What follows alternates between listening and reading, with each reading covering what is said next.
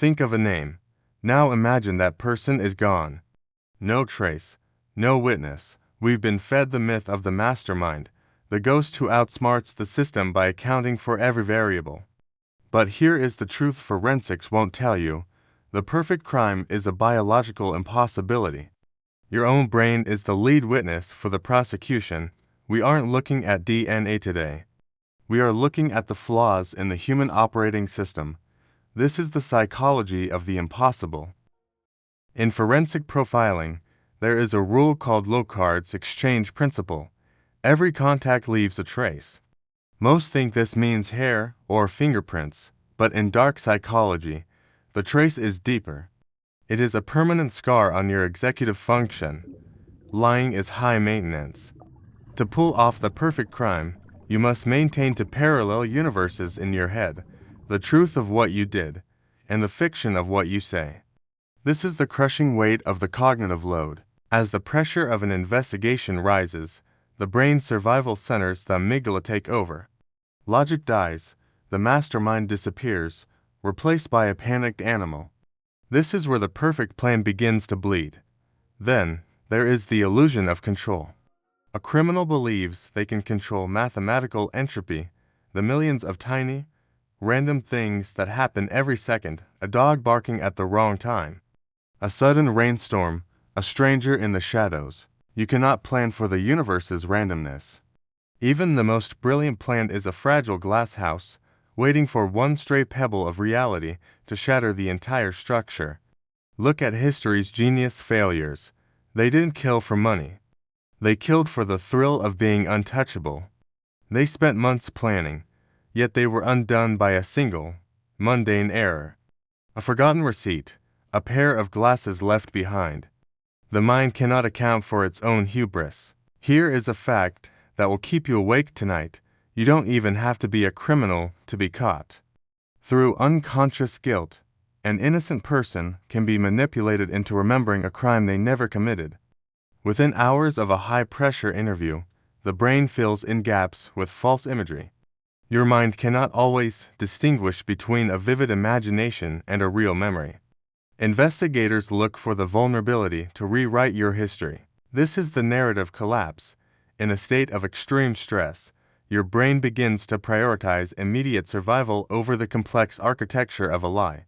The prefrontal cortex, the part of you that keeps the story straight, starts to flicker like a dying light bulb.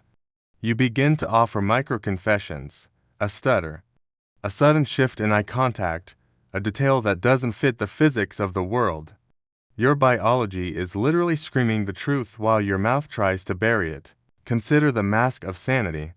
Many believe that the most dangerous individuals are the ones who look like monsters.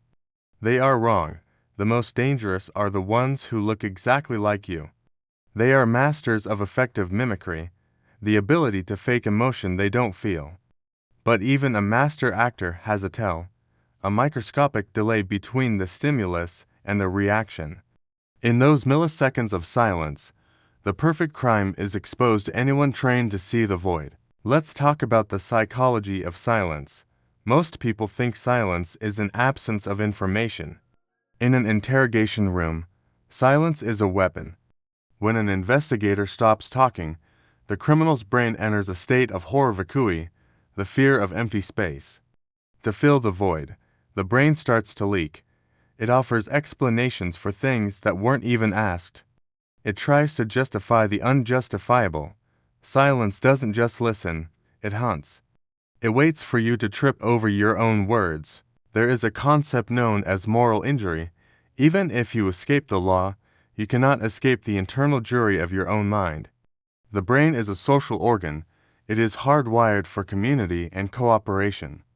When you violate the ultimate social contract, you trigger a psychic fracture. The perfect criminal begins to see patterns where there are none. A shadow becomes a stalker. A siren 3 blocks away becomes a personal executioner.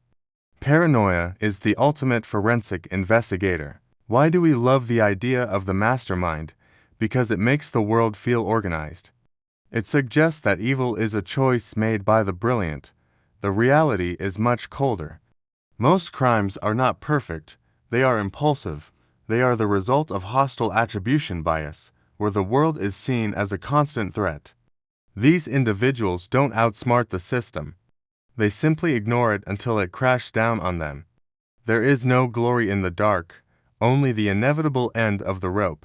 Have you ever felt like you were being watched? That is your inner subjectivity at work.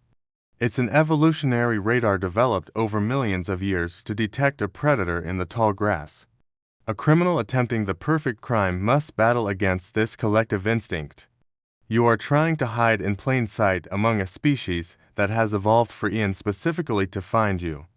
You aren't just fighting the police, you are fighting the entire history of human survival. Every decision you make is logged in your autonomic nervous system. Even if you are a high-functioning sociopath, your skin still conducts electricity differently when you are under threat. This is the galvanic skin response. You can control your face. You can control your voice. But you cannot control the sweat on your palms or the rhythm of your heart. To the modern investigator, your body is a digital map of your sins, and you are providing the GPS coordinates. Think about the 36 murderers rule. Statistics suggest that throughout your life, you will pass a killer on the street dozens of times without ever knowing it. They are in the grocery store. They are at the gas station. They are in the seat next to you. They aren't geniuses. They are just people waiting for their narrative collapse. They are the living proof that getting away with it is just a temporary state of being. The clock is always ticking.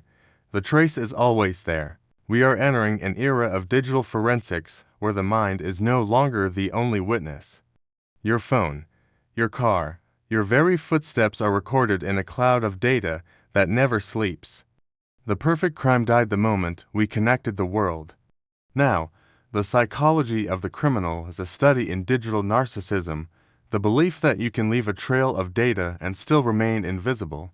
It is the ultimate delusion. You are shouting your secrets into a vacuum that never forgets. So, we return to the question, does the perfect crime exist? If it does, it belongs to the silent, the lucky, and the forgotten. It belongs to those who never planned, because planning is the first step toward capture.